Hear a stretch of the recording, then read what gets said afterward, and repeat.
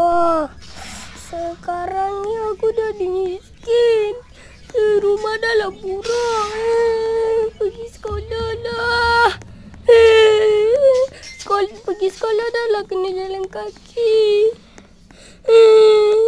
Ada bos lah. Nak naik. Aduh, kenapa ditinggalkan? Alah, tunggulah. Aku ni dah miskin. Tunggulah.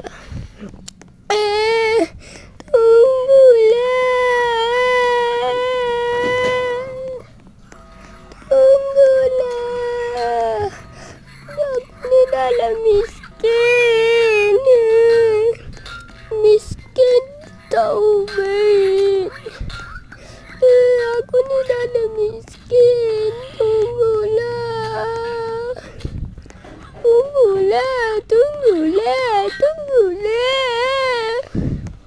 Kau tak pernah aku naik bas orang tak ajak.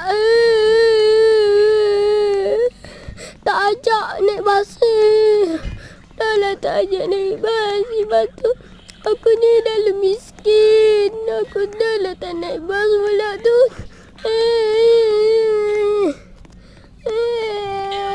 Tidak. Bas dia ditinggalkan macam tu je. Dah sampai pun sekolah. Bagus. VIP, kau tinggalkan aku kan tadi. Kau ni jahat. Kau bawa apa tu? Jom kita belajar. Ulangan. Kenapa nak ulangan? Aku ni dah miskin.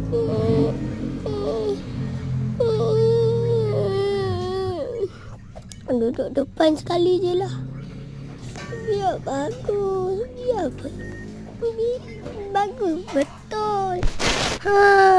Ini baru betul duduk depan sekali.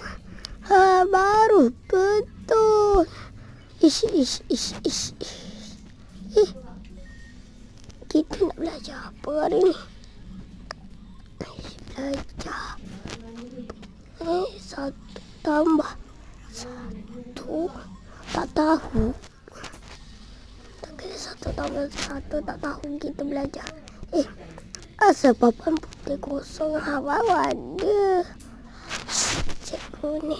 Cikgu, saya tak buat buku. Cikgu jangan dedik saya, cikgu.